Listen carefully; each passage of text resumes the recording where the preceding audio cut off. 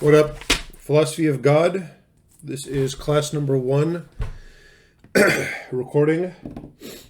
I will see you in person hopefully soon, and hopefully you're watching this before we meet in person. Anyway, I'm going to start by, we'll pray together when we are in person, but I'm going to start with the syllabus. I'm going to go through it. I'm not going to spend a lot of time on it. I just want to kind of jump right into the lecture. Well, we'll see. Sometimes these things take too long when I start talking. John Paul the Great Catholic University, Philosophy of God course syllabus. I'm hoping this is posted on Moodle by the time you're watching this. Father Andrew Yonan, FatherAndy@gmail.com. Please contact me in that way.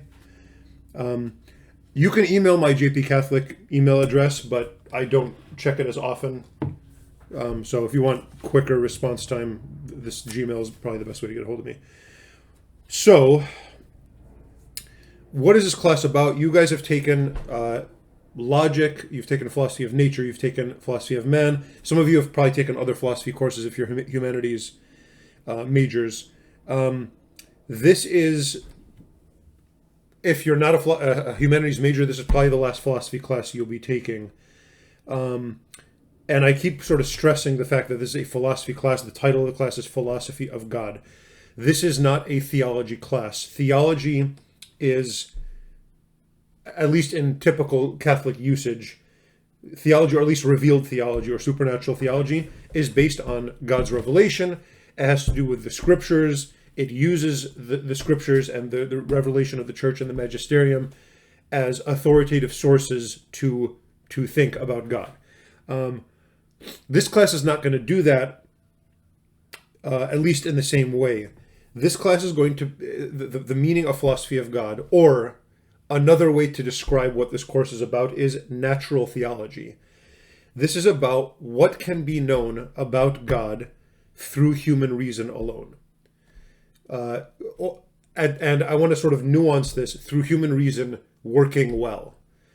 So it's not just about how some kind of hard-hearted, closed-minded sort of, I don't want to say dumb as if this has to do with IQ or something like that, but just some kind of jerk sitting around in a bad mood thinking for 5 minutes. No, that's what that guy can conclude about God. I don't know. This course is about what good human reason, working well, taking its time, kind of patiently working through what can that sort of scenario know about God. And on the one hand, I have a feeling you're going to find, at least this is what I found in teaching this course. On the one hand, it's a complement to human reason that we can know anything at all about God, assuming that we can know anything, assuming you're convinced by the things that I present in this class. There's something complementary. It's sort of like, wow, I guess the human mind really is capable of a lot. Not just sort of building things and making things or knowing about nature, but even knowing about very abstract things and even knowing about God. So on the one hand, we're going to find, I think, that it's going to be kind of, wow, my mind is capable of quite a bit. On the other hand, it's at the same time going to be very humbling to realize how limited the human reason alone is in approaching God, not only in its sort of fallenness or sinfulness, if you sort of ascribe to the sort of fallen state of human nature right now. It's humbling not only in that, but even when human reason is working really as well as it can, and we're going to find this quite a bit in Aquinas, it's still quite limited because all of our knowledge does begin with the senses. Now, I'm saying quite a bit that I haven't sort of proven one way or another now, but I'm kind of sort of showing you the trajectory of the course, that on the one hand, there's going to be quite a bit that we can know. On the other hand, that which we can know is going to sort of have sort of severe limitations. Okay, now why? The fundamental reason for that is all of our knowledge, I'm going to say this again, I don't really have time to prove this in this class. If you want to take epistemology, you'll sort of see this in a different way. All of our knowledge does begin with the senses. God is absolutely immaterial. Again, I haven't proven either of those things, but they're true, whether or not I've proven them. And therefore, whatever conclusion that we can make based on knowledge that begins in the senses about a being that is totally nonsensible are going to be very, very limited. But they're not going to be nothing, because the sensible things around us do have their source in God. Okay, so there's a kind of cause-effect relationship here. So everything that I've said so far, there's like enormous debates for centuries about every single statement that I've made. We're going to get into a lot of them in this course, but not all of them. So another limitation. So one limitation is our own fallenness, our own impatience, stubbornness, hardness of heart. That's one limitation in this course. Another one is it's just hard material because it's so abstract and sort of removed from the senses. A third limitation is it's only 10 weeks long, and it's a quarter system, and most of you are not, even aspiring philosophers. And so those are the sort of limitations within the course. I have taught this course enough times to know what material I think I can present decently enough for a good undergraduate course. But I don't expect that any of you are going, I might not prove the existence of God to all of you satisfactorily.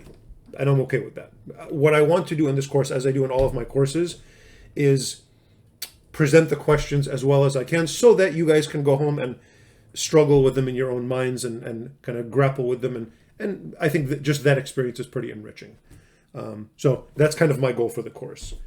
The way we're going to do that, as usual in my classes, is look at what I have found to be the most meaty primary texts. Well, I don't know if you could argue all these are primary texts in this class, but I kind of want to just get to the heart of it. There's infinite literature on these questions, but I'm giving you the stuff that everybody writes about if they're going to write about this, or a lot of people write about. So when people are debating whether or not God exists, the most interesting literature on that is the stuff that has Aquinas in the background. At least I think so.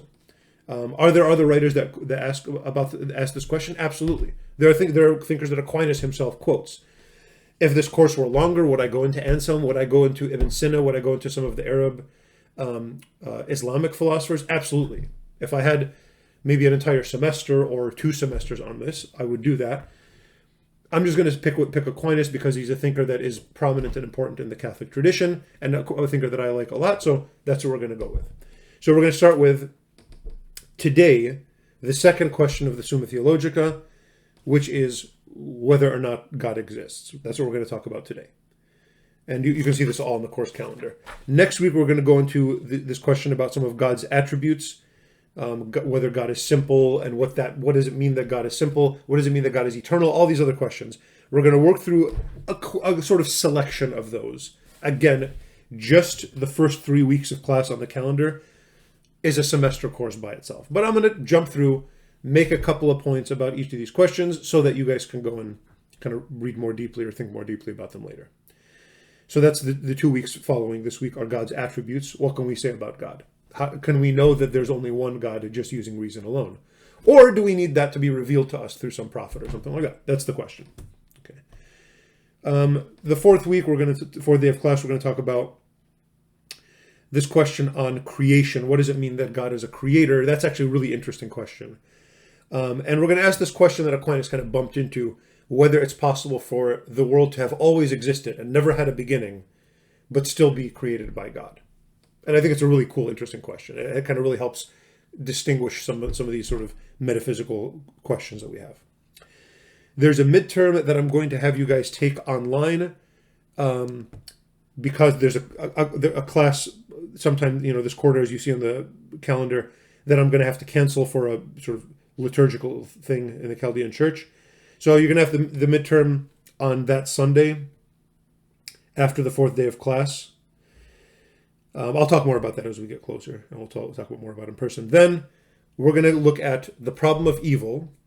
So that's one of the main objections against God's existence is, why are bad things happening if God is good? Very interesting question. I think a fantastic place to go to read about that question and the human struggle with that question is the book of Job. So we're going to read a big chunk of the book of Job. Okay, that's there in this reader that I'll talk about in a second. And then we're going to go to So let me just introduce the reader all as long as I'm here. So this is the Philosophy of God reader. We're not going to read this entire thing. This was actually made for another course that I think was called Natural Theology, but I haven't taught it in a long, long time. So I basically am using the second half of this reader. Okay. So we're going to start with, I don't even know where, I guess page 180, according to the syllabus. So we're going to start with page 180, and we're going to read this much of the reader. I guess about a little more than half of it. The other stuff at the beginning is cool, but it's a lot of metaphysics stuff. So, the course was called Metaphysics and Natural Theology.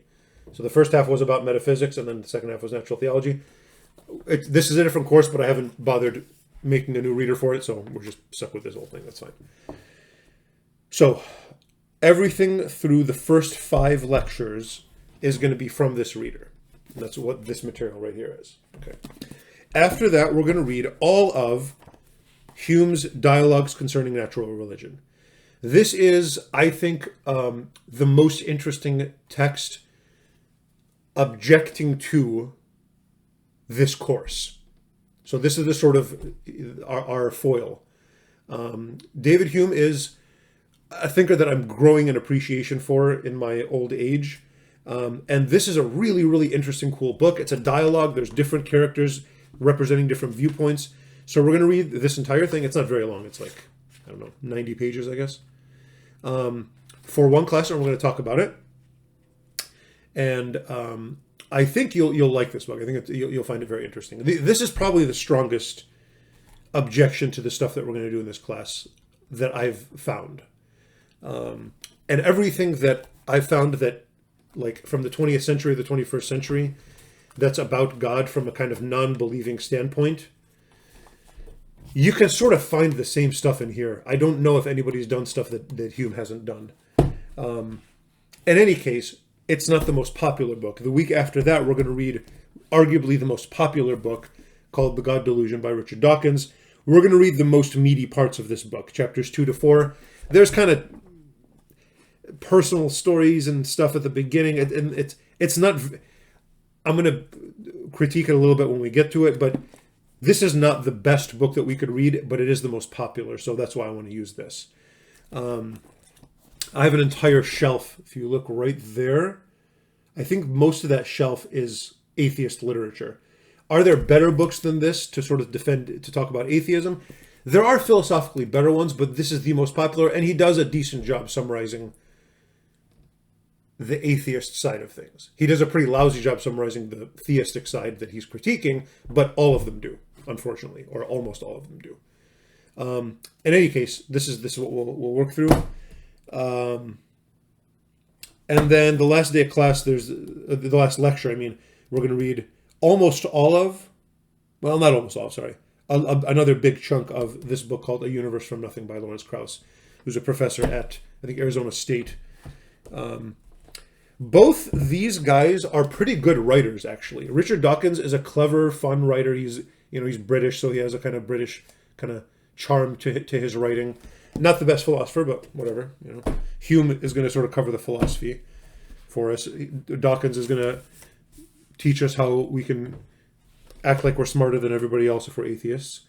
I don't recommend his Twitter feed 9 days out of 10, but whatever. And then Lawrence Krauss, this is a really cool book. Aside from the God question, which he kind of bungles, it's a really fun book to read. There's a lot of really cool science stuff that Lawrence Krauss is a really good popular science writer. So I hope actually after reading this book, you're encouraged to read his other books because they're actually really good. I think I've read all his books or most of them. Anyway, so that's the syllabus more or less. Course description, I've already kind of gone over. A course covering several related questions beginning with natural theology, proofs for God's existence, divine attributes that can be understood using reason alone, the analogy of being. That's kind of a technical question, but that is the phrase used to describe that we can know things about God and at the same time not know things about God. Or that, another way to say this is sort of negative theology. I'm going to go into great detail about this. Negative theology means we can know certain things about God, but the content of those propositions that we can know about God is always negative. In other words, what we can know about God in this life is only what he is not. Okay, that's a kind of very concise summary of a lot of what we're going to find in this class. And yet, though all we can know about God in this life is what he is not, that's still quite a good bit of knowledge. And there's a lot to be said about that. And that's really interesting and, I think, fun to do. Though it's very abstract and difficult, it's exhilarating to sort of be able to think about these things. Okay. Term papers due on the 9th day of class. I'll talk to you more about the format and what I want in that paper as it gets closer. Then the final exam is class number 10. That'll be on Moodle, and I won't make you sort of come and sit in class while you take that on your computer, so that'll be kind of a take-home thing. Both the exams are closed note, closed book, which should be obvious by now if you've taken classes with me. All right, student learning outcomes, you can read on those on your own. Method of instruction, I think we'll probably end up doing recordings and sort of this sort of hybrid model this quarter, but we'll see how that kind of goes depending on the sort of pandemic issues surrounding us. Method of evaluation. Your midterm is a third of your grade. Your final is a third of your grade. Your paper is a third of your grade. 10 to 12 pages might be the biggest paper you've ever written. Good luck. I'll give you some tips on how to write that as it gets closer. Texts, I've already gone over those 4 books. And that's about it. The rest of it is read through. Okay, good. I'll take any questions on the syllabus when I meet you in person. All right, that took a little longer than I wanted, but it's not the end of the world. All right. Okay, so let's just kind of jump into the material for today. As always, everything that I will cover that is important to know for exams will be in these reading questions that are at the end of the reader. Okay, so if you go to the very end of the reader, page 458, remember that this book was used for another course, so we're going to skip the first sort of 4 days, of class of these reading questions. But on page 458, the numbers restart at number 1. And it's not going to be exactly like, for example, I'm not going to cover the question of free will on page 460. I have other reading questions that I will give you that they'll be posted on Moodle after the midterm. So for the midterm, we're going to do numbers 1 to 32 approximately. But there's a couple of questions that I'm going to skip. Okay. And today I'm only going to do numbers 1 to 4. And you're going to see that's going to be plenty of stuff to talk about. Okay, so what I'm going to cover today are, number 1, what is Anselm's proof for God's existence? It's not labeled, but I'm going to show you where it is in the Aquinas reading. Number 2, on what grounds does Aquinas reject Anselm's proof for God's existence? Okay, so there's going to be 2 questions just on that. Then 3 and 4 are the absolute most loaded questions that I've ever had on my reading questions. What are the 2 objections to the existence of God for Aquinas, and how does he answer them? And number 4, what are the 5 ways? What are Thomas's 5 ways to prove God's existence? What do they tell us about God's essence? Okay, those 2 are absolutely enormous questions. Either one of them could probably be the material for a semester. Obviously, we're not going to do that. We're going to feel like we're rushing this entire quarter. I'm sorry, that's just the way it is. So, speaking of rushing, let's just jump into it. Number 1, what is Anselm's proof for God's existence? The first question of the Summa Theologica is a kind of explanation of the outline of the entire book. So you can sort of think of it as an introduction to the Aquinas' book summarizing theology itself. And it's an enormous, if you look, the Latin English edition is right here. It's 1, 2, 3, 4, like 7 volumes. What is it? Yeah, 7 volumes. It's a huge book. So the first question of the book, sort of chapter, if you want to think about it that way, is a kind of outline of the whole thing. So the first real sort of material first chapter is this one, which is question 2, and it's on God's existence. So obviously, the first thing to ask when you're going to start a book on theology is, well, whether there is such a thing as God at all before we even get into anything else. This question, I want to kind of jump through these 3 articles to show you how he outlines it. Look at question 2. Look at the title. Article 1 of question 2 on page 180 of the reader. Article 1 is whether, these are all yes or no questions, right? Whether the existence of God is self-evident. So the first thing he asks is whether God's existence is so obvious that we shouldn't even ask this question, whether or not God exists. Okay. Article 2, on page 182, he asks whether it can be demonstrated that God exists. So the first question is whether it's so obvious that you don't have to prove it. The second question is whether it's so impossible to prove that we shouldn't even try at all. You see how he's going from one extreme to another. So obvious or so impossible that you can't prove it. And then finally, at Article 3, it's whether God exists. So you can kind of guess how he's going to answer the first two questions. He's going to answer no to the first one, whether the existence of God is self-evident, whether it's so obvious that we shouldn't even bother trying to prove it. He's going to say, no, it's not that obvious, which you might not expect. Article 2, so on the one hand, he's going to reject that. Article 2, whether it can be demonstrated, which is the kind of question a skeptic would ask, or David Hume is going to ask, although Hume is a little bit more nuanced on this question than you would think. Can you prove it at all? Well, he's going to say, yeah, you can prove it. It's not so obvious that it doesn't need proving, but you can prove it. It's just going to take some work, and it's going to be harder than you think. And then Article 3, whether God exists. Now, speaking of harder than you think, I want to warn you, the 5 ways are misleadingly simple. They look like they're these easy, simple proofs that, oh yeah, that's obvious. Well, oh yeah, I get it now. And they are not nearly as easy as you think. They are very, very abstract, difficult questions. I'm going to present them very rapidly today. We'll talk about them a lot more in class, but don't set yourself up for either arrogance, thinking, oh yeah, I just proved the existence of God, it's so obvious, and everybody else on Reddit is an idiot. No, don't have that illusion by the end of this class. On the other hand, there is a lot, once you grapple with them, it's a really sort of interesting and, like I think I said exhilarating before. It really is kind of exhilarating to even ask these questions. Okay, and I'm going to spend more time on some of the 5 ways than on others. Go back to Article 1. Go back to page 180. Okay. Whether the existence of God is self-evident. As usual, and you should hopefully know this by now for Aquinas, in the Summa, the way he writes is he begins with his opponent. He lets his opponent sort of speak first. And he summarizes what the people he disagree with say. And he usually does a really good job of this. So he starts with objections. It seems that the existence of God is self-evident, objection 1.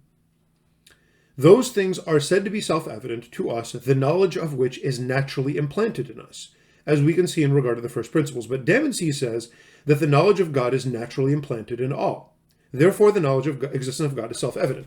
So the first objection, the first person that says, no, God is just obvious, is saying, well, it's obvious because God himself sort of sticks that knowledge of his existence into our minds. Aquinas is not going to agree with that, at least in the way that this objector is saying. He's going to have a kind of way that he agrees with it, but it's going to be very, very nuanced. Okay, so that's objection 1. Objection 2, label it in your book. Objection 2 is Anselm's proof for God's existence. So Saint Anselm was a saint in, I think, the 9th century, maybe a little earlier than that, I'm not sure, who attempted to prove God's existence. Objection 2 is Aquinas' summary of Anselm's proof. Okay, I'm going to say it up front, Aquinas does not agree with this proof. Now that alone really illustrates a lot.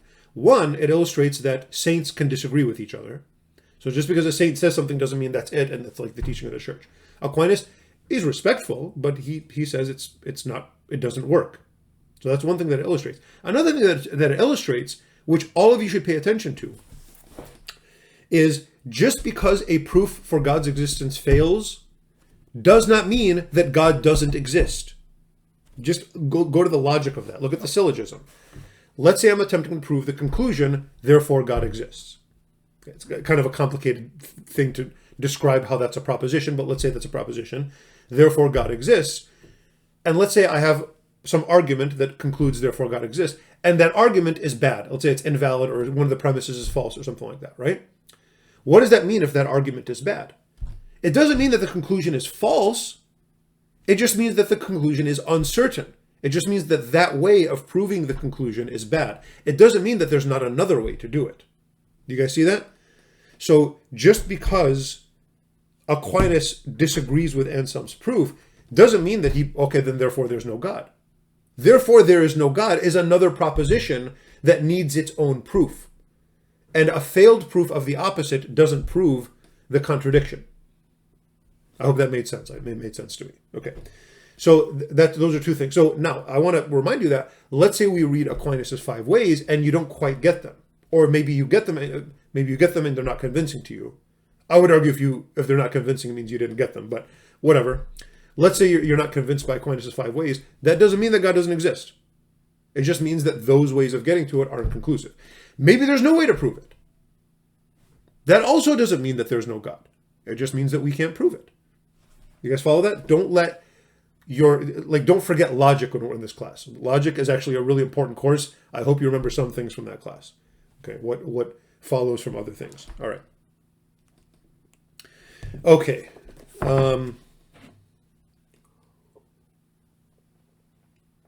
So let's look at Anselm's proof. Here we go. And this is like a mouthful. If at the end of this paragraph you have no idea what I just said, that's totally fine. Further, page 180, objection 2. Those things are said to be self-evident, which are known as soon as the terms are known, which philosopher says is true of the first principles of demonstration. Let me explain that. So what is it? So the question that we're asking, whether the existence of God is self-evident, whether it's obvious. So he says, well, what does it mean that something's obvious? Well, something is obvious or self-evident when you know it as soon as you understand what those words are. So for example, I think a kind of typical example that people use for this is, if you understand what a bachelor is, you immediately know that the statement, all bachelors are unmarried, is a true statement. Because it's just sort of built into the meaning of the word, that bachelor means somebody who's unmarried. Okay. So Aquinas is sort of giving us a definition. This is what self-evident means, that you know it's true as soon as you know what the words are. So far so good? Okay. Thus, when the nature of a whole and of a part is known, it is at once recognized that every whole is greater than its part. So he's using a different example. I used bachelor. He's saying whole and part. So he's thinking of like geometrical figures. A whole circle is defined as this. You can define a circle, points equidistant from the radius. And then a part of a circle, you can define something less than that, whatever. And once you understand what a whole circle is and what a part of a circle is, you immediately know that a whole circle is bigger than any one of its parts. Its parts. There could be a part of another circle that's larger than a circle, but its own parts, no. Just by definition, you know that immediately. So that's the example that he gives. What does that have to do with God? But as soon as the meaning of the word God is understood, it is at once seen that God exists. Remember, this is an objection. This is what Anselm says. Aquinas doesn't agree with this, but he's summarizing it this way. As soon as you know what the word God means, you immediately know that God exists. Why is that? For by this word is signified, here's what he thinks, what Aquinas is saying, Anselm thinks, God means. That thing than which nothing greater can be conceived. That's a horrible statement, like phrase in English. What does God mean? The best thing that you can think about. The greatest thing that you could ever think about, that's what God is.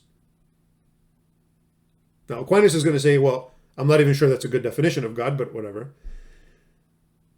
So here's Anselm's argument. God is the best thing that you could ever think about. But that which exists actually and mentally is greater than that which exists only mentally. That's the second premise. So God is the greatest thing you could ever think about, but it's better to really exist in the world than to just exist in the mind. That's better. It's better to really exist than to just be the figment of somebody's imagination. And so therefore, when you think about God, and he's the greatest thing you could think about, and you think, well, does God exist or not? Well, existing is better than not existing, and if God is the greatest, then he must exist. That's Anselm's proof. Let me finish reading it. Therefore, since as soon as the word God is understood, it exists mentally, it also follows that it exists actually. Therefore, the proposition God exists is self-evident. That's the proof. God is the greatest thing you can think about. It's better to exist than not exist in the world. And if better means having everything that you could possibly have that's good, and God is the greatest thing you could think about, then you can't think about God without also thinking that God exists in the world. I even didn't even say it the way Anselm says it. There can't be a concept of God without God actually existing in the world. Okay. I actually agree with Aquinas that this is a bad proof. However, there are some very, very smart philosophers who are Thomists, who are really students of Aquinas, who actually think Anselm's proof works. I have no idea how they think it works. I actually don't think this is a good proof at all. So that's Anselm's proof. So that's number one for our review questions. What is Anselm's proof? That. Go back and rewatch it a million times. If you don't quite see how it follows, well, it doesn't follow, to be honest with you. So let's jump to number two.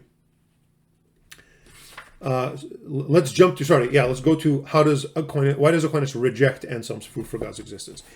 Let's skip the body for now of the article and go to the reply to objection 2. This is how Aquinas answers this. Page 182. Reply to objection 2. Perhaps not everyone who hears this word God understands it to signify something than which nothing greater can be thought, seeing that some have believed God to be a body. So he's first of all he's questioning Anselm's first premise. God is that which is the greatest thing that you can think about is what God is. Aquinas first of all says, I'm not sure that's even a good definition, because there are people that believe that God is like, a statue or some animal or the sun or something like that, and you can think of something better than an animal, Yeah, then he's like, okay, however, let me even grant you, I'll give you that, even though I don't think it's true. Let's give it to you for the sake of argument.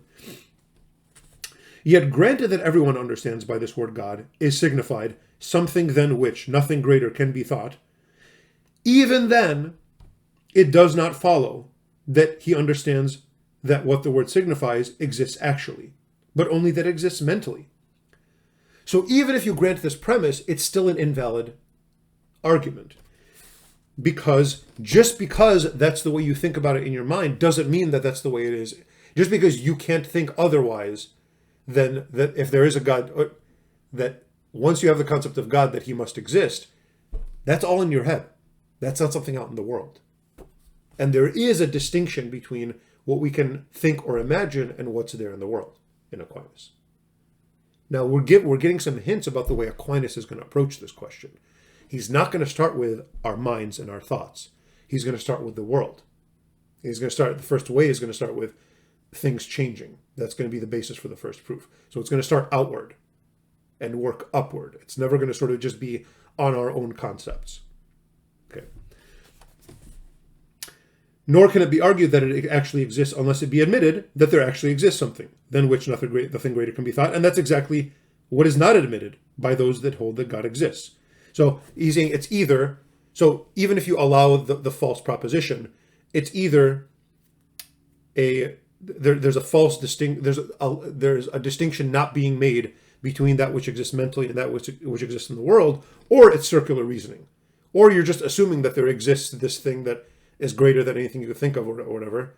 But that's exactly the conclusion you're trying to prove, and you're assuming the conclusion you're trying to prove. That's called circular reasoning.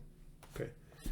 That is a mouthful. I don't want to spend a lot more time on that. We're already like a half an hour into class, and I want to get into the other stuff. But let me go back and see if there's anything worth spending time on today in the body of this.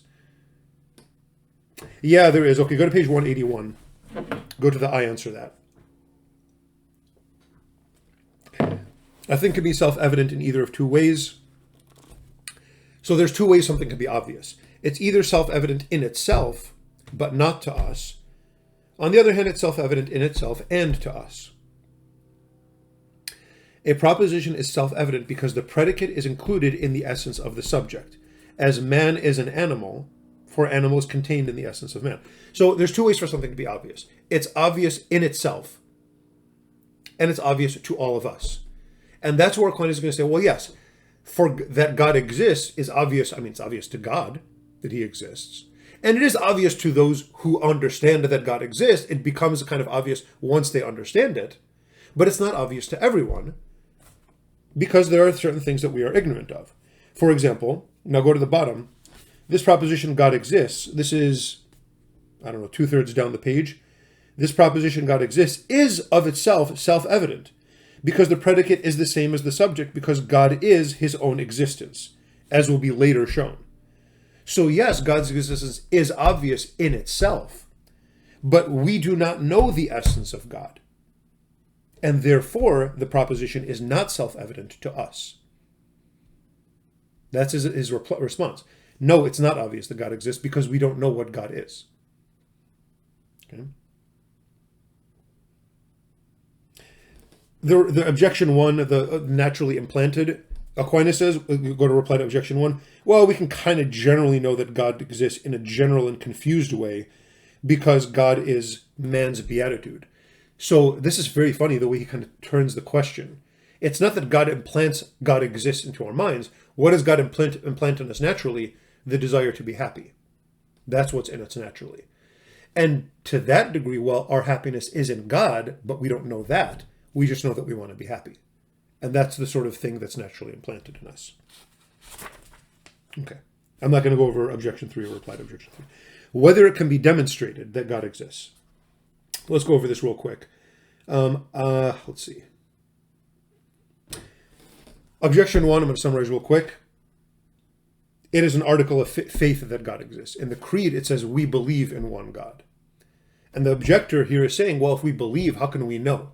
Belief and knowledge seem to be opposed. That's a really interesting objection, right?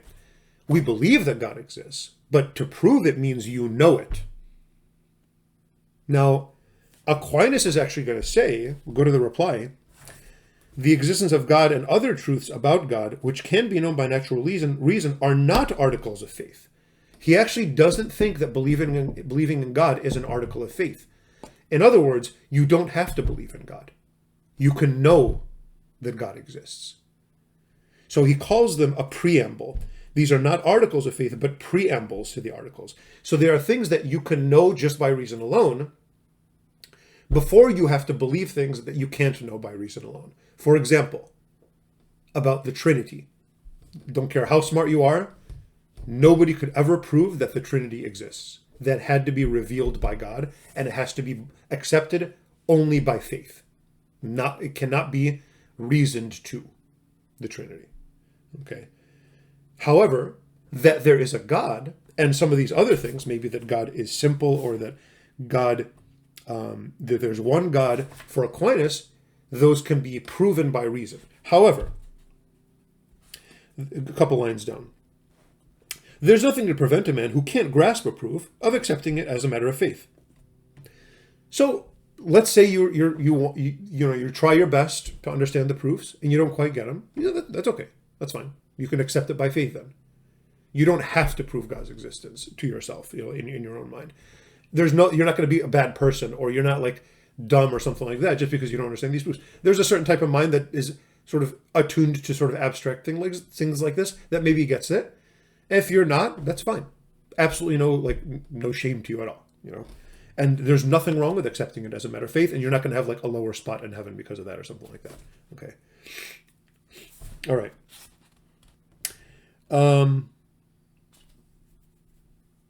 Let's look at the I answer that, because it's going to be important when we get to the actual proofs. I answer that. Page 183. Demonstration can be made in two ways. Let me get the Latin here because I don't think this is a good translation. Let me grab the Latin. Okay, we're back. Okay, so I have the Latin in front of me just because I need to correct something in this translation. It's a good translation overall, I think, but it has some glitches. Wow, even this translation messes it up. What the heck? I thought they did a better job here. What translation is this? English translation. Oh, it's really... Okay, that's fine. Sorry. I answer that. Demonstration can be made in two ways. There's two ways to prove something. And we did talk about this in logic, actually. So this is going to be a little bit of a review to you. One is through the cause. So you can prove something from starting from the cause, proving its effect. And that's the better way to prove something. And it is called, quote, a priori. And this is to argue from what is prior absolutely. I don't like that translation. It's not wrong, but the word a priori means something a little bit different than what Aquinas is talking about. And Aquinas actually never says a priori in Latin, even though that's a Latin phrase, which is kind of funny. The English translator is inserting a Latin phrase into the English translation that's not there in the Latin. Let me read the Latin. Respondeo dicendum quod duplex est demonstratio. Two are demonstrations. Una quae est per causam, one is through the cause, et dicitur, and it is called, not a priori, it is called propter quid, which is what I called it in logic when we went over this. So one way to demonstrate is demonstration propter quid, sort of proper to itself, according to the thing. And et haec est per prior est impliciter. And this is first simply speaking, or this is better simply speaking, what is prior absolutely. So it's not wrong to say a priori, but a priori, especially after the time of David Hume, this guy, means something different than what Aquinas is talking about here. Okay. Slightly different, right? Has a sort of different implication. Alia est, the other is per effectum, through the effect. So the other type of demonstration is through the effect, and it is called demonstration a posteriori. That's another Latin phrase that is not in the Latin.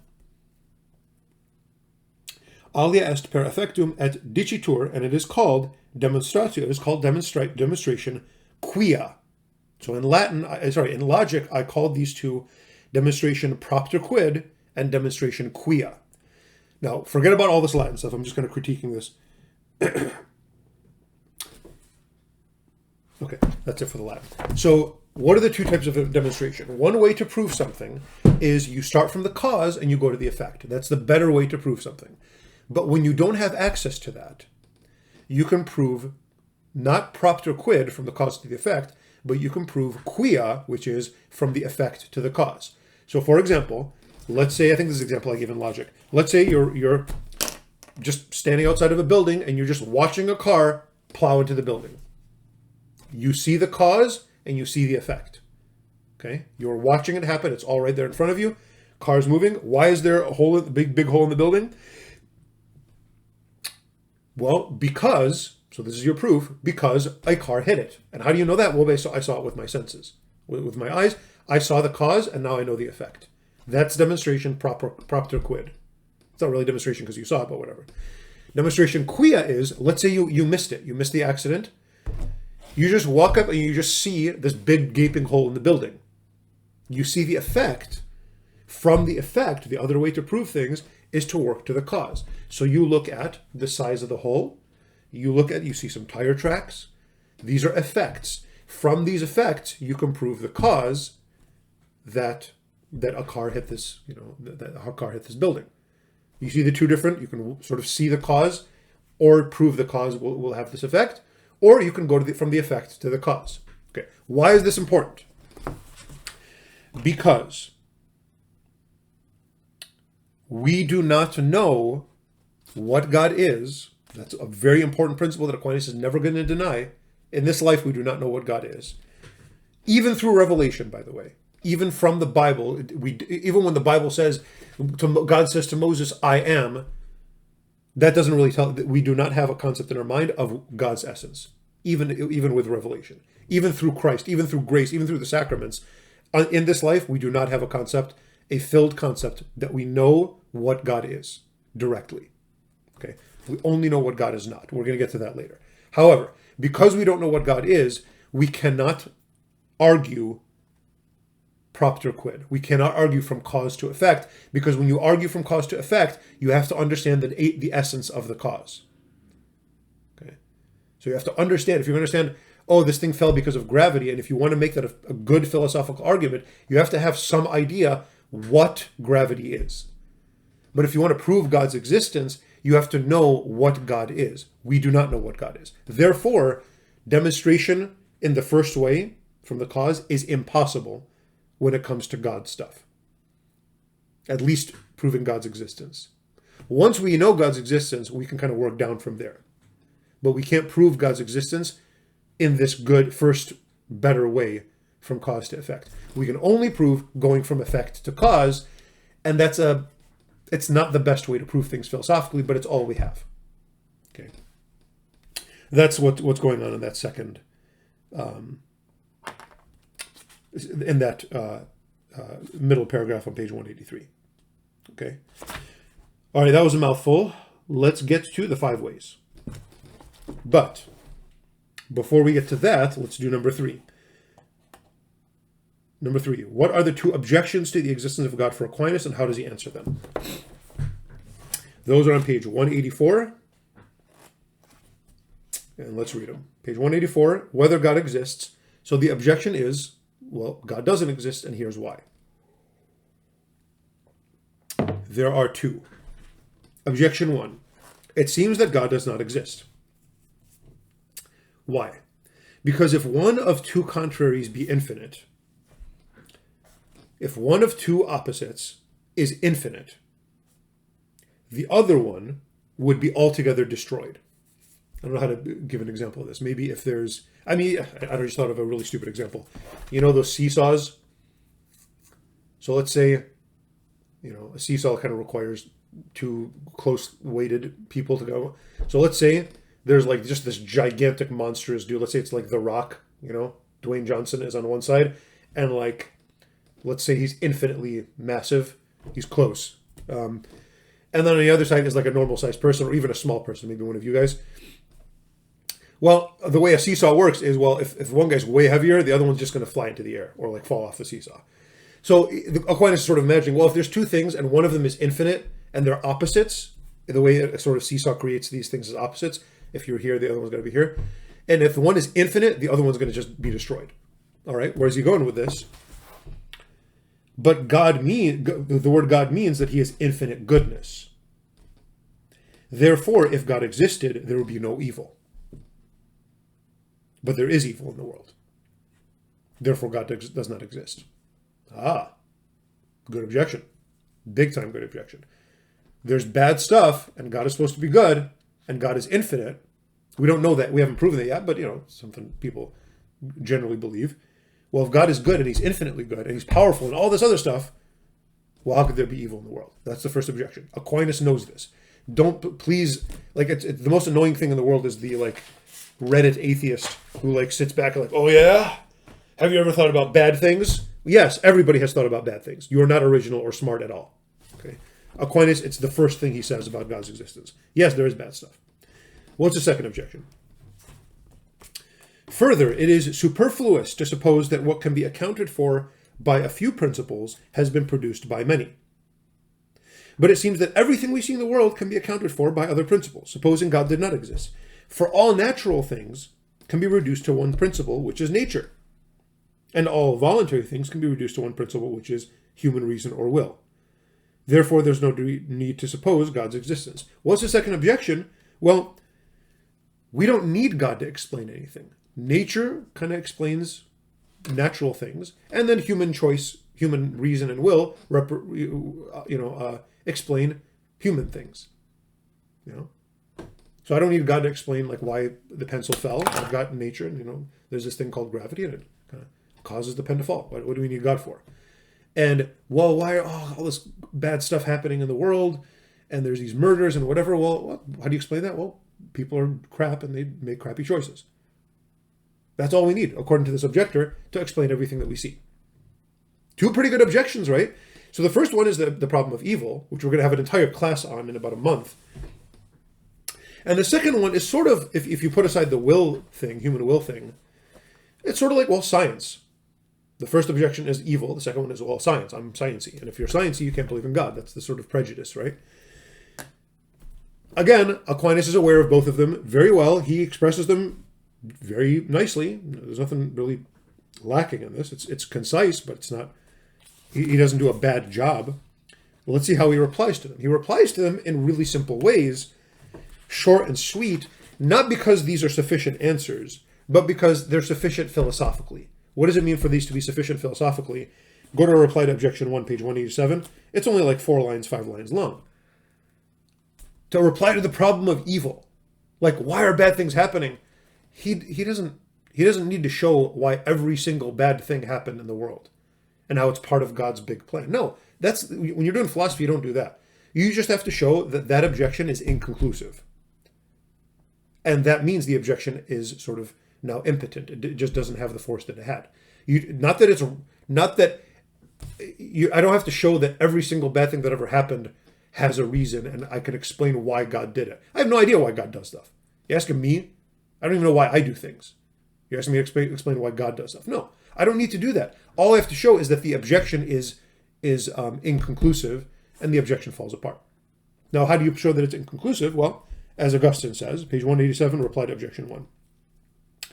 Since God is the highest good, he would not allow evil to exist in his works unless, there's an unless his omnipotence and goodness were such as to bring good even out of evil. This is part of the infinite goodness of God, that he should allow evil to exist and out of it produce good. As a possibility. He's not saying, I can show you exactly how that happens in every instance. He doesn't have to do that. It just has to be a possibility. Why is that enough? Because the objection is implying that it's impossible for there to be a God if there's evil in the world. And how does Aquinas neutralize it? He's saying, no, it's possible. And therefore it's neutralized. It's not an objection, philosophically speaking. It's not absolutely conclusive because it's based on possibility. The objection is saying it's impossible for there to be a God because of evil. And Aquinas, all you have to show is that it's possible. No, it is possible.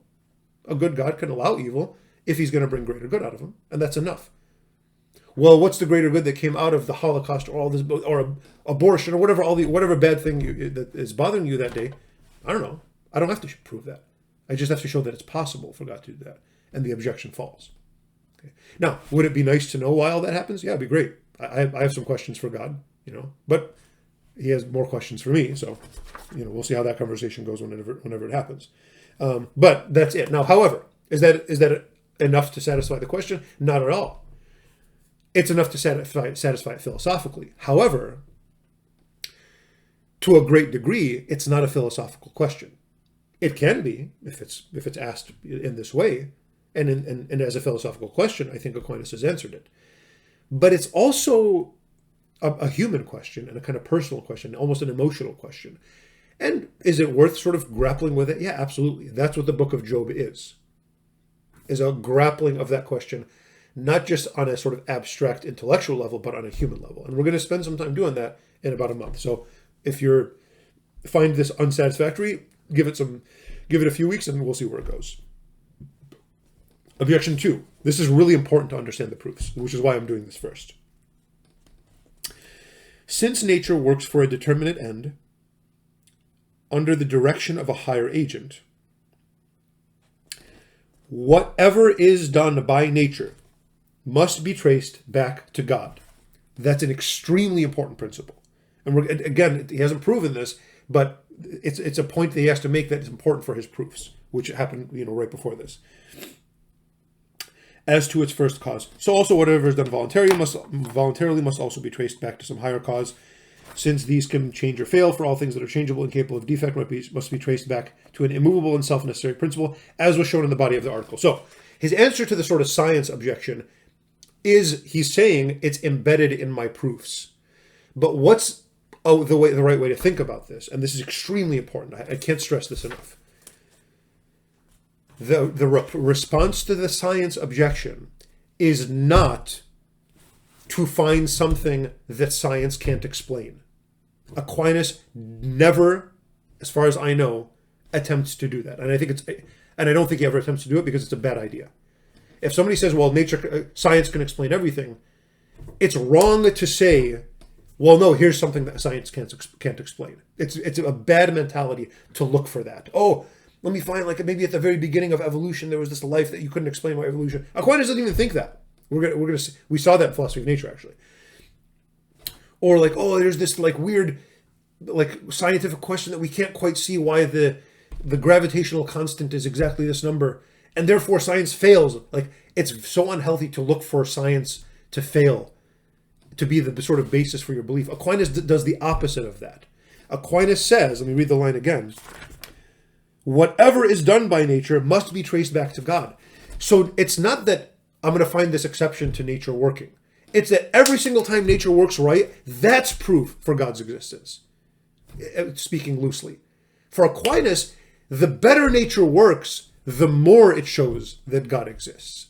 So it's not science versus belief in God. It's that if science is like right and nature can do all the stuff, all right, cool. Where'd nature come from? It's not I need to find something wrong with nature to find where God fits. It's that every single thing that nature does, why does it do it? That's the sort of basis for the proofs. The proofs are, the 5 ways are from within nature to find their source, their cause, so to speak. That's the way to think about this. Okay. So don't think, oh, there was this miracle at Fatima or Lourdes and that proves God's existence. They weren't even, I don't even think Our Lady intended that. I'll just say you completely accept those miracles and whatever, all that stuff that happened. Those are meant for the edification of the faithful. I don't think God I have to prove to atheists that if that happened to prove some atheists, that's cool, but that's not the way God operates. God is not going to suspend nature and the way it works in order to prove something to us. He doesn't work for us, first of all. I saw someone, I was reading something online, unfortunately, and somebody's like, oh, God knows what it would take to convince me. Why doesn't he do it? Well, he doesn't work for you, dude. He's not your freaking waiter. And it's your job to find the truth. It's not his job to convince probably one of the most stubborn people around. Like you're not like sitting back on this throne and like you're going to give God a tip at the end of time or something like that. No, you don't give him anything. Your job is to find the truth. Good luck. Okay. But also, again, nature itself, for Aquinas, points to its cause. So nature needs a cause. That's the basis for the proofs. Okay. Now we get into the proofs. This is the hardest part of the conversation. And that's why this is like the longest sort of chunk of, I think this is one of the longest, or maybe the longest body that I answer that part of any article in the Summa. So let's look at the 5 ways. Go back to page 185.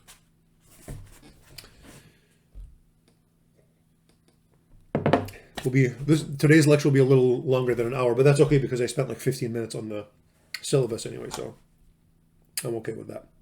I'm going to try to keep these about an hour. Okay. Maybe pause this and take a breather for a second. It's about to get very difficult. Page 185. Well, let's go to 184. This is kind of funny at the very bottom. On the contrary, he's quoting a sort of authority that should be like respected. It's not the proof itself, but it's an authority to kind of tip us in the right direction. On the contrary, it is said in the person of God, I am who am. Exodus 3:14. So what's the authority that Aquinas, so whether God exists, what's the authority Aquinas is quoting? God. Well, God says he exists, which is kind of funny. It's not the proof, that would be circular if that were the proof, but it's like funny that he does that to me. It's also the basis for a lot of his theology, that single verse, I am who am. But we'll get to that next week. Okay, page 185 at the top. I answer that the existence of God can be proven in 5 ways. I'm going to spend most time on the first way because I think it's a kind of pattern for the second and third. The third one is very difficult to understand exactly what's going on with. The fourth is the most difficult to sort of approach because the premises can be denied.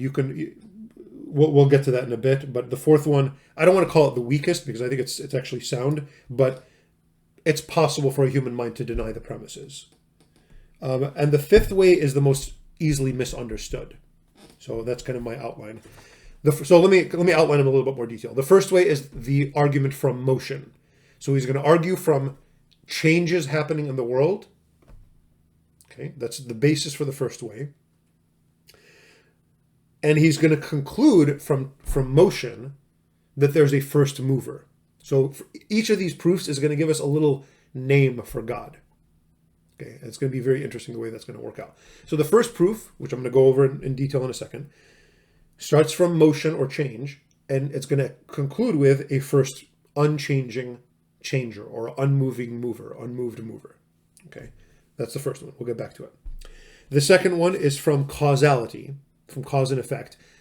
There's a huge, like, years-long debate, probably centuries-long debate, about how the first proof and the second proof are different.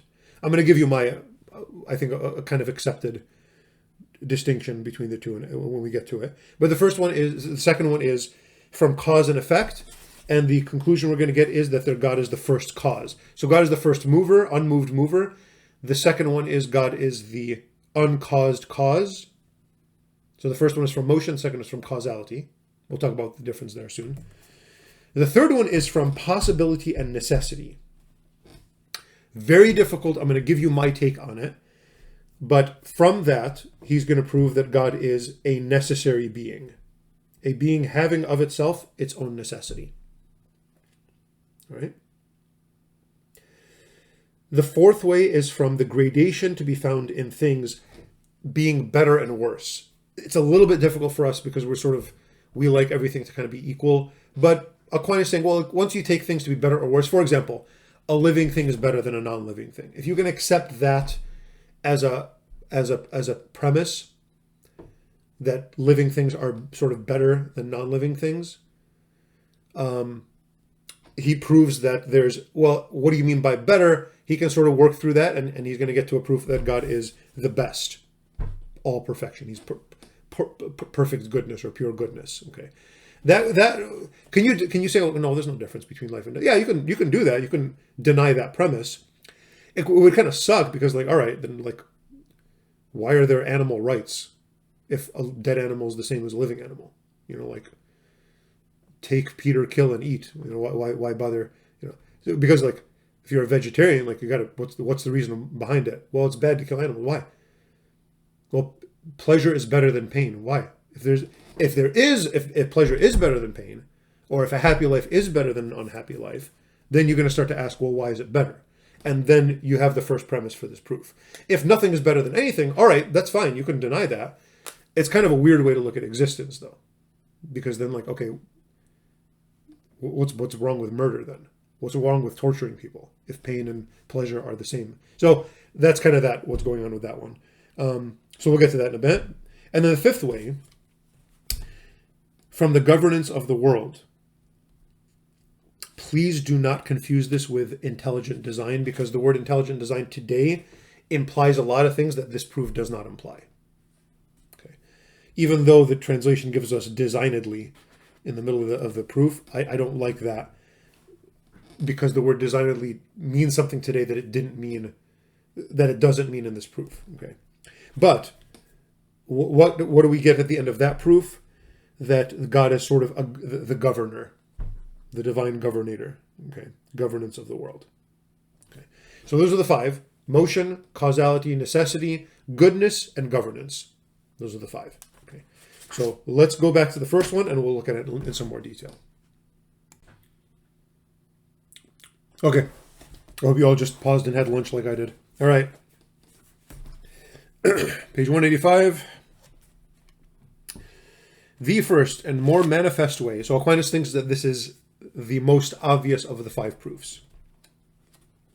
And I think it could imply, depending on how you read it, that he sees them as descending in manifestness. Like he sort of puts the clearest arguments first and the least clear last.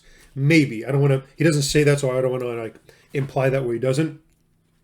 But I do want to say this. I think the fifth way is sort of dependent on the first way, and maybe even on the second and third. Maybe even the fourth. I don't know. So there might be it might not be like better to worse or clearer to unclear, but even though he sort of implies that, it might be dependence. Like the later ones sort of depend on the earlier ones, at least implicitly. Anyway, whatever, that's just kind of a side comment. All right, the first and more manifest way is the argument from motion, period. That's the title. First premise. It is certain and evident to our senses that in the world, some things are in motion. That's the premise. That's what he's basing this on. evident to our senses, so it's sense knowledge. What is the sense knowledge that he's basing this on? Stuff moves. Can you deny that? Sure. But if you deny that, you basically deny the senses. If you say, nope, nothing is ever moving, you are saying, you cannot say that without also saying, the senses can't be trusted. They do not tell us the truth about the world in any way. Not just like whatever, there's issues with them and sometimes they're unclear and implied. No, they're just absolutely false. There's nothing that can be trusted with the senses. That's a very extreme take. However, there are philosophers that have done that. In fact, Descartes sometimes speaks as if he can't accept anything from the senses. I think it's much more nuanced than that. But you do have philosophers saying, Parmenides, for example, or some ancient philosophers, nothing from that the senses tell us can be trusted. If that's the case, fine. That's a premise that you can accept. It makes science absolutely impossible, of course, if you do that, and it makes, I don't know, it's kind of a weird way to think about the world. But can you deny this premise that the senses tell us something true? Yes, it's possible. Therefore, can this proof be denied? Yeah. If you can deny this proof, one way to deny this proof is to say, I don't trust anything that my senses tell me. Do that. Good luck with that. Okay. However, if you accept anything that the senses tell you, you're going to accept that stuff is moving or changing. Okay. That's the first part. Well, whatever is in motion is put in motion by another. This is the most debated premise of this proof. Whatever is in motion is put in motion by another. For nothing can be in motion except it is in potentiality to that towards which it is in motion, whereas a thing moves inasmuch as it is in act. For motion is nothing else than the reduction of something from potentiality to actuality. That's the definition of motion. You remember that from philosophy of nature. But nothing can be reduced from potentiality to actuality except by something in a state of actuality. Thus, that which is actually hot as fire makes wood, which is potentially hot, to be actually hot, and thereby moves and changes it. And then he kind of beats this to death. It is not possible that the same thing should be at once in actuality and potentiality in the same respect, but only in different respects, for what is actually hot cannot be simultaneously potentially hot, but it is simultaneously potentially cold. Therefore, it is impossible that in the same respect and in the same way, a thing should both be mover and moved, that it should move itself. Therefore, whatever is in motion must be put in motion by another. All of that entire, that much of the page, was to prove that premise, that everything that is in motion must be put in motion by another. You see, I want you to be careful reading this, because the way that the text is arranged, the way he writes is, Aquinas, he's kind of like a high school student in this way. He puts his thesis statement first. He puts the conclusion first. And then he gives the proof for it. And then he repeats the conclusion. So he says, look at the third line here, whatever is in motion is put in motion by another. If you were to just sort of read it linearly, you would say, wait, he's introducing premises that he hasn't proven. But he didn't do that. He just gave the conclusion first so that you would know what this next argument is about. This entire paragraph is a proof for that statement, that whatever is in motion is put in motion by another, because he repeats it there at the end. Whatever is in motion must be put in motion by another. Okay. What about the proof itself? How are we to understand this? There's a lot of kind of wrong ways to understand this. And there's a lot of debate about this premise. I think more than the second premise. And this is where things get really muddy, and I don't know how much time I can spend on it. We can spend time talking about this in class, though, as much as you want. Some writers, contemporary writers, see this in a kind of metaphysical way. It's about potentiality and actuality. It's about something reaching fulfillment. The example is, however, in response to those thinkers that see this as a metaphysical rather than a physical sort of reality, one, he bases this on the senses, not on some intuition that we get from reflection. Second, the example he gives is fire, or things getting hot. So I want to kind of go with that example and see where we go, see where we can go. So he's imagining, when he says nothing can be moved unless it's moved by another, just imagine a pot of water. So you get your pot, fill it with water, stick it on the stove. Don't turn on the stove. What's the premise saying? The premise is saying that water is not going to boil unless some hot thing touches it. You turn on the stove, if it's gas, it'll be, you know, the fire. Hopefully it sparks and your house doesn't explode. You know, the fire of the stove is causing the water to boil. Or if it's an electric stove, it's the electrons moving and it's bouncing all over the bottom of the pot, and that's causing the water to move, and that's what causes it to boil. It's not going to boil by itself. That's all he's saying. That's all the premise is saying right now. People really get into this, and it becomes this kind of ordeal. The example is a very simple thing. However, what is it that causes the complexity to come about in today's debates about this? Well, we know something that Aquinas didn't know, which is out in space, stuff moves in a straight line just because of inertia. It just sort of, nothing is causing it to move in a straight line. It's just doing it. It's just sort of built into the structure of the universe, that unless something is near a heavy, a planet or something that's going to cause it to fall towards it or stick on it if it's already on the planet, unless there's something like that, if it's just sort of free space, things don't stand still. They just sort of move in a straight line. Okay, that's called inertia. However, let me respond to that. Inertial motion, I think it can be argued, and I think it should be argued, that inertial motion, that motion in a straight line through space, is not motion at all. And I think Galileo argued that, and I think he was successful in doing that.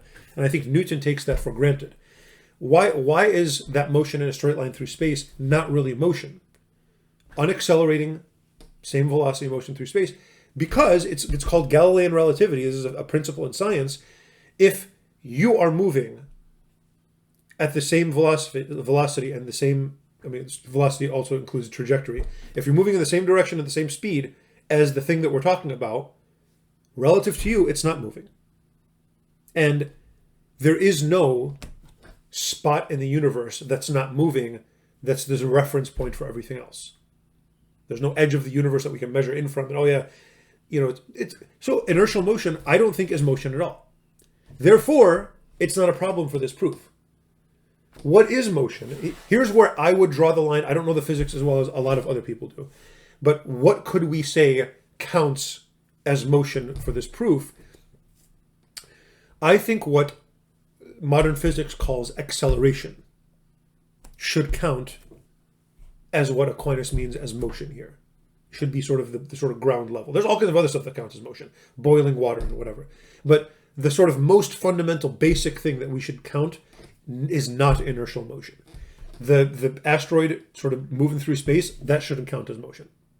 Because according to Galileo and Newton, it's not. And I think Aquinas would accept that. What I'm saying right now is a little bit controversial. There are some Thomists that would debate me on this. That's fine. I'm not saying that this is the only way to understand this. But what would count? Acceleration. What would that mean? The comet flying through space in a straight line, that doesn't count. What would count? That comet changing directions suddenly. That can't move unless something moves it. That can't happen unless something causes it to happen. Okay, that's more like the water boiling than the comet being here and then being here and kind of moving along, plugging along in a consistent way. No, if it starts going faster suddenly, that requires something to move it. Okay. That, I think, that's what sort of should count as falling into this first premise. Nothing is moved unless it is moved by another. If that's the case, if that's what we're going to count as people reading this now in the 21st century, as what is motion, the principle, nothing is moved unless it is moved by another, whatever is in motion must be put in motion by another, nothing changes unless it's changed by another, that principle is simply Newton's second law. F equals ma. Because the a on the right of it, I don't know if it's the right from your perspective, the a on the right means acceleration. That's what I'm talking about. That is what I think is counting as motion here.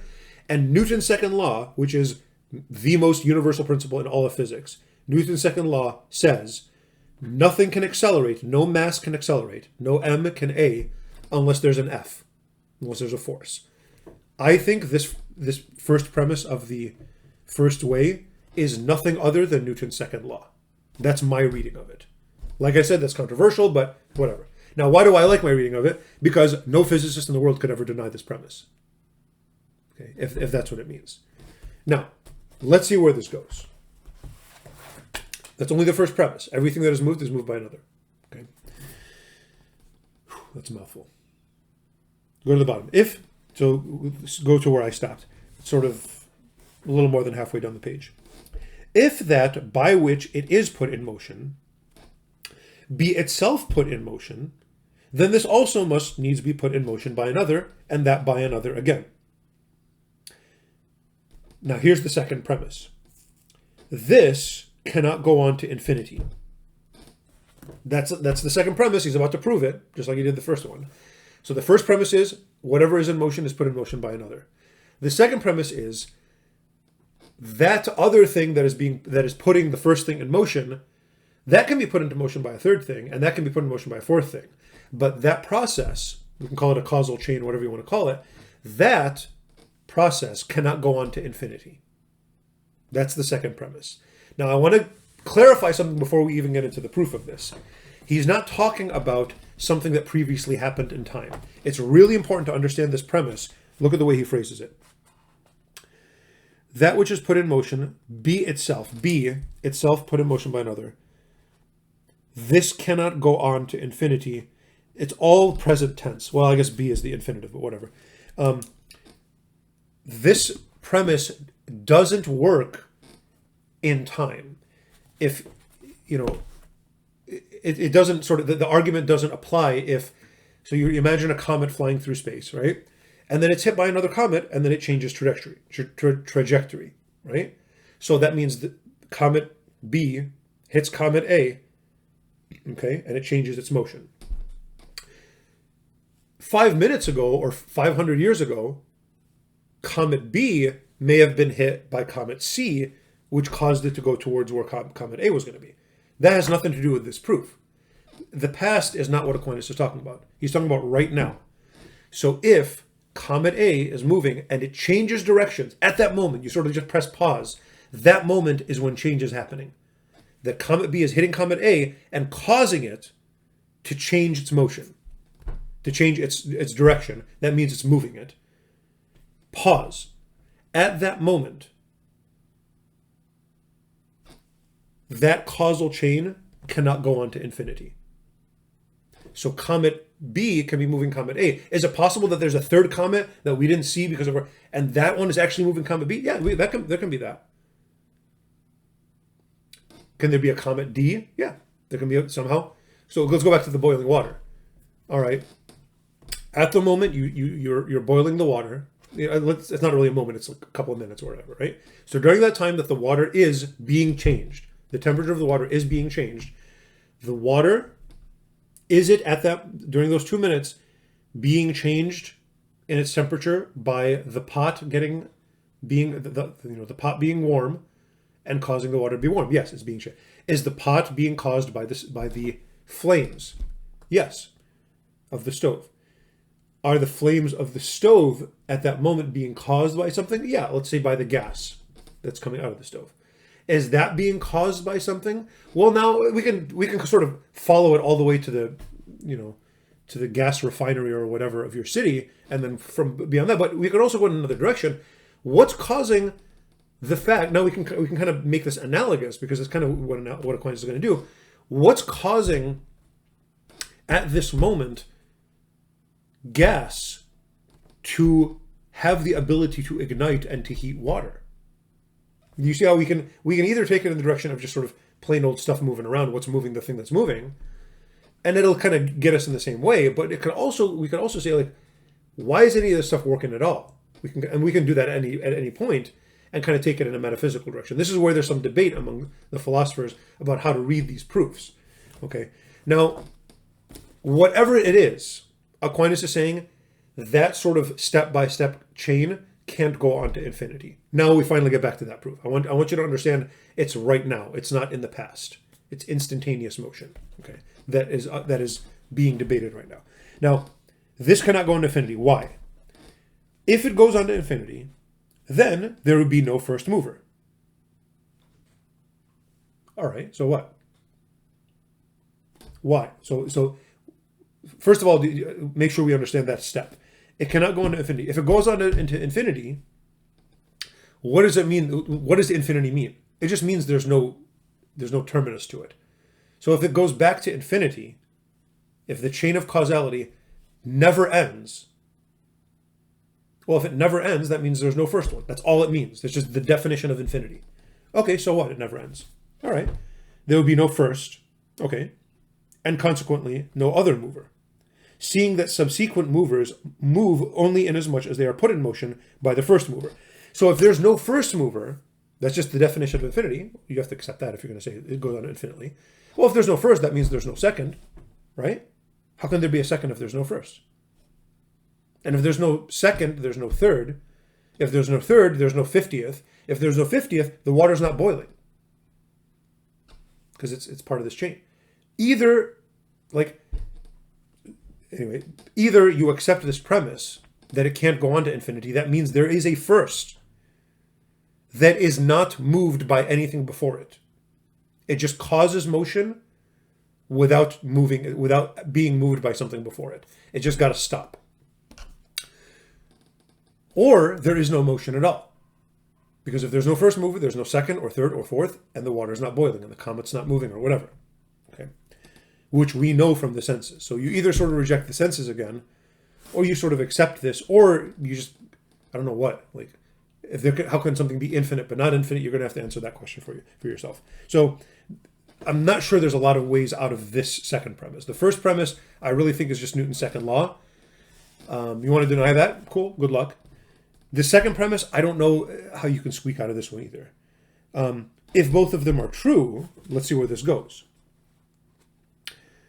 As the staff moves only because it is put in motion by the hand. Therefore, it is necessary to arrive at a first mover put in motion by no other.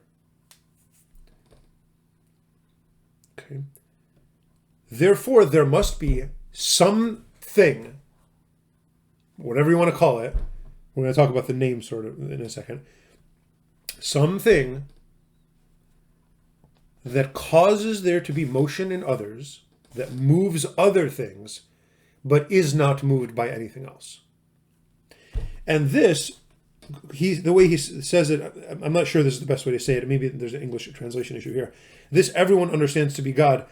I think what he really means here is, this is the most basic understanding of what God could possibly be. Okay. That God is an unmoved mover.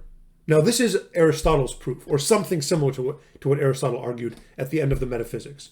Not quite the end, but almost at the end of the Metaphysics. Okay, that God is some being that causes motion in other beings, but is not moved at all. Unmoved mover. Okay. Now, let's just say this up front, because this is something that I have no idea why guys like Dawkins and his buddies don't get this. This proof does not prove that there is one God, or that there's a Trinity, or that God speaks through prophets, or hears prayers, or is good, or cares about us, or is even a conscious being. This proof has nothing to do with any of those things. It only proves that there is an unmoved mover, period.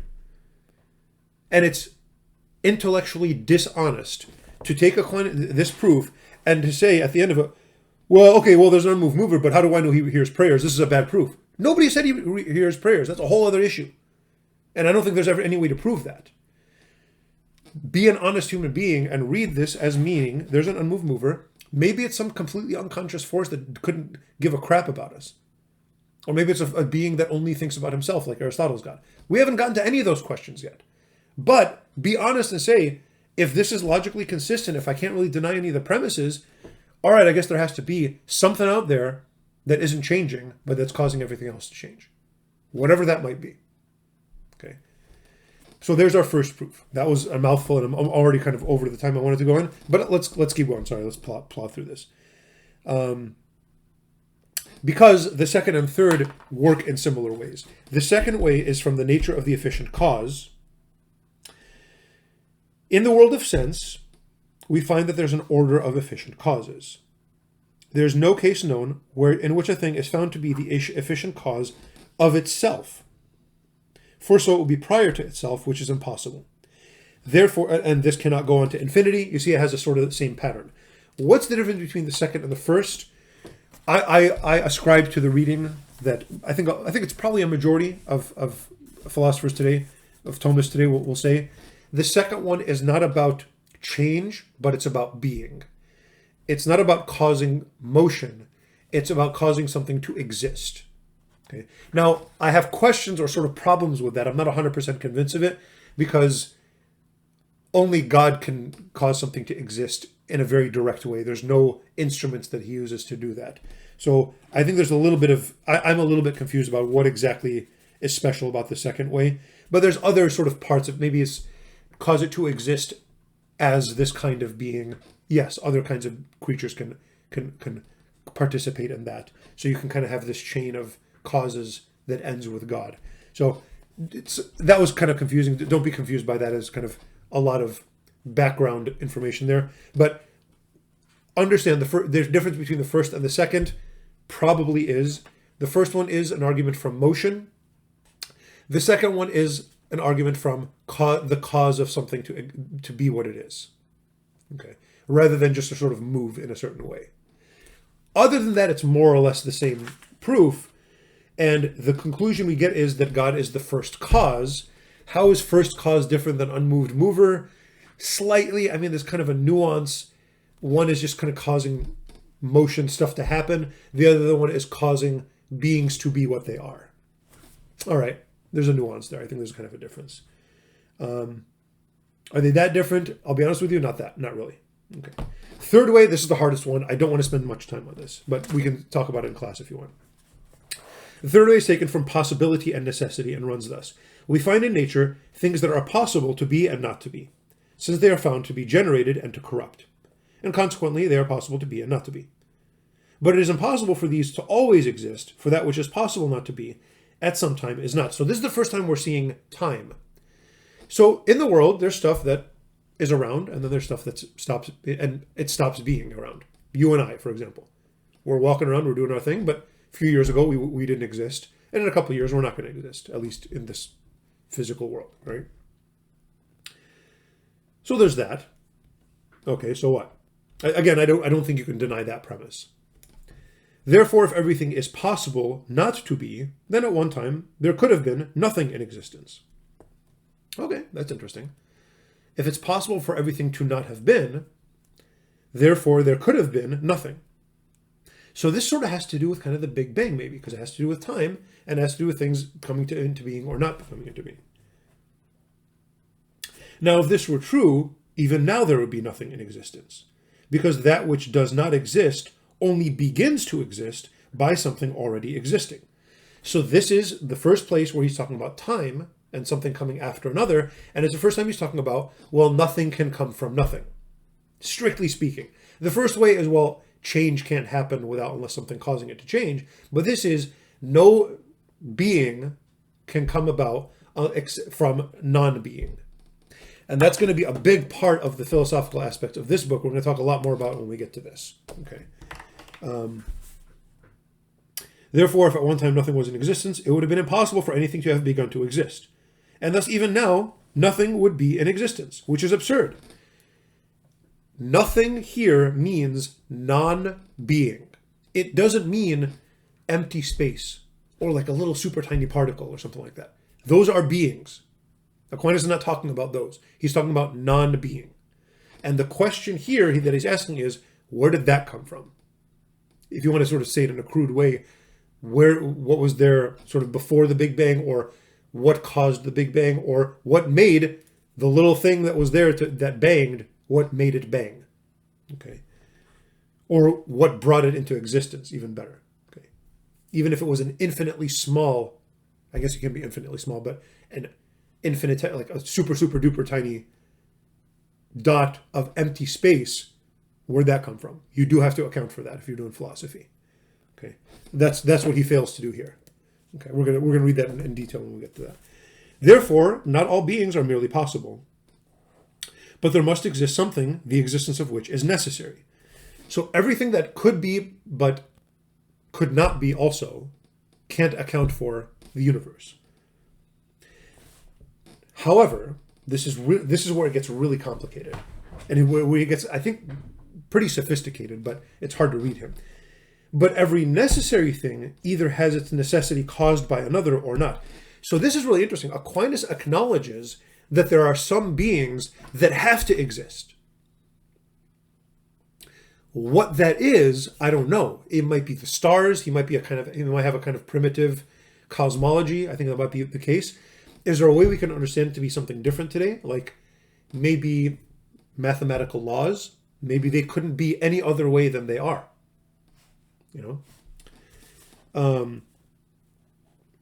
So every necessary thing either has its necessity caused by another or not.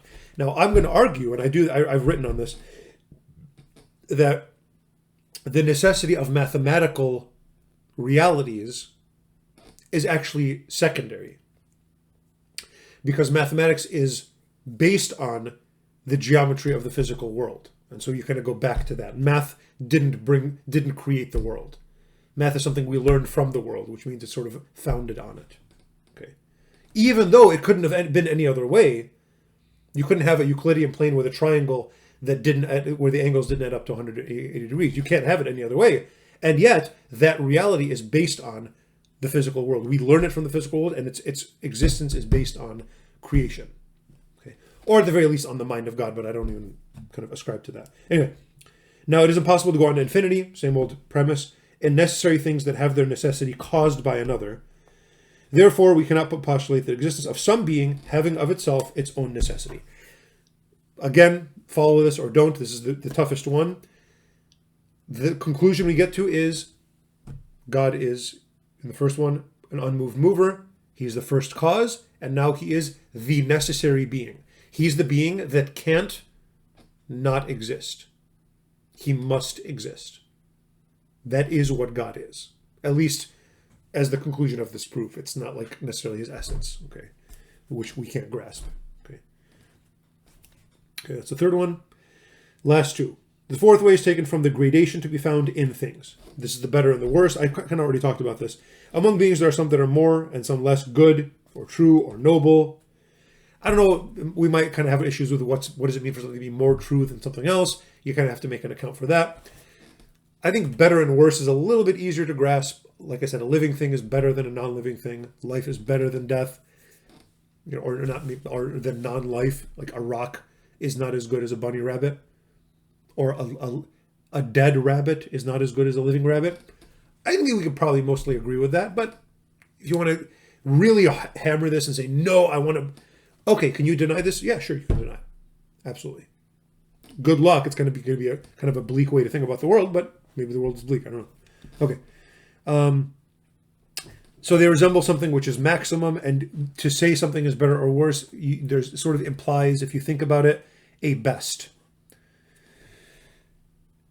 I mean, I'm going to be honest, it's probably the weakest of the five. But is it true? I think he's right. I mean, I happen to think some things are better than others. If you sit and think about what does it mean to be better, would you need to get to something that's best? Yeah, I think you do. I don't think it works for hot and hottest. I think his example is pretty bad.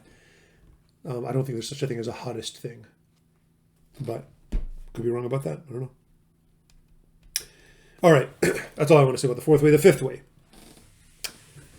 is taken from the governance of the world. This is really delicate. I've written hundreds of pages. Not my entire, but a big chunk of my dissertation is about this fifth way. And part of it is the wrong ways to think about this. We see that things which lack intelligence, such as natural bodies, act for an end. Very, debated premise. Very easily misunderstood. Why is it evident? Why do things act for a reason? So for Aquinas, we talked about this in philosophy of nature, it's the teleology issue. The pen falls with intentionality. It sort of acts for a purpose, acts for an end. And the end is not because God wants this pen to miraculously do something. No, the end of the pen, the goal is for it to be on my desk. It's not like it's conscious and thinking, oh, I can't wait to get to the desk, it's going to be great. And then oh, yes, I'm on the desk. No. But it's sort of a way to describe things sort of moving in a consistent way. And this is evident from their acting always or nearly always in the same way so as to obtain the best result. The best result thing is pretty hard to decipher here. I don't know why like, being on the desk is the best result. It's a little bit kind of hard to figure out. Hence it is plain that not randomly, fortuitously, but intentionally, designedly I think is a bad translation there, but according to intention, do they achieve their end. Why do I don't not like designedly? Because when we say design, we mean I'm going to design a thing with many parts that work together. That has nothing to do with this proof. That's why intelligent design, oh, look at the human body, all these parts kind of working together. This proof has nothing to do with that. This proof has to do with the little gold, particle or whatever you want to call it, count as a substance. The rock. Every single time I let it go, it falls downward. That's weird. Why should it always fall downward? If it was random chance, it shouldn't fall downward every time. Once in a while, it should go upward. It's like flipping a coin 1,000,000 times and always getting heads. There's something wrong with that coin, right? Or there's something going on with that coin. If you're dropping a rock 1,000,000,000 times and every single time it falls downward and not in any other direction, something weird is going on. If all that's behind nature is random chance. So there's something else going on behind random chance. Now that doesn't prove God. What is it? Well, whatever lacks intelligence cannot move towards an end unless it be directed by some being endowed with knowledge and intelligence, as the arrow is shot to its mark by the archer. This, again, is, I think, an unfortunate example. Just like the fire in the previous proof was a bad example. Aquinas does not believe that God is grabbing this pen and moving it down the way an archer is shooting an arrow. We're gonna see that in 3 weeks when we talk about the act of creation. God creates this pen with certain properties, and those properties act consistently. God doesn't move every single thing like he's like a puppet master. That's called occasionalism, and it's something that Aquinas is completely opposed to. And yet, if you were to stop reading the Summa right here, you would get the impression that Aquinas is an occasionalist because he uses this example of a guy shooting an arrow. That's not his picture of nature. And I wish he had a better example than this one. Therefore, some intelligent being exists by whom all natural things are directed to their end, and this being we call God. You need so much to make this proof work. I think that's why it's at the end. Do I think it works? I actually do think it works. But I've written 300 pages on it to sort of illustrate how it works. I'm not going to go over that in the next negative 20 minutes because I'm way over time. But that's the basic outline of it. Please understand, it is not about complexity. It's about things acting consistently. So it's not about intelligent design. Designedly is a bad word to use in this translation. The arrow is an unfortunate example because it implies certain things that it shouldn't. However, it's not a bad example. It's sort of like God is sort of causing things to work in a consistent way. How does he do that? By creating them with certain natures. So this pen doesn't really have a nature, but it happens to be a heavy thing, and heavy things are attracted to other heavy things. So the fifth way somehow is related to what we could call the laws of nature. And so maybe, and now the laws of nature, what they are is a huge question in philosophy, but I think the best way to understand what the fifth way is about is not complexity, but it's about the laws of nature and why nature works so consistently that we can describe how it works using mathematical language, which is all about consistency and symmetry. Why is nature so consistent, I think, is what the fifth way is about. Now, is there more to say today than Aquinas said to get to his conclusion, therefore there's some intelligent being? Yes. I think we need to sort of fill in the gaps on the fifth way a lot more than Aquinas did. Just because I think we know a lot more about science and the way mathematics works and stuff like that. But that's something I have worked a lot on and I'm very happy to talk about in class. I don't want to put a lot of it in the recording though. And maybe by the time, at some point in the near future, my dissertation will be published. Hopefully 2022, possibly 2023, but you can read my thoughts about that when it comes out. Okay, I think I'm done for the day. Let's say 20, 25 minutes over what I would like, but it's only the first day of class, we'll be okay. All right, guys, I will see you in person pretty soon, and good luck.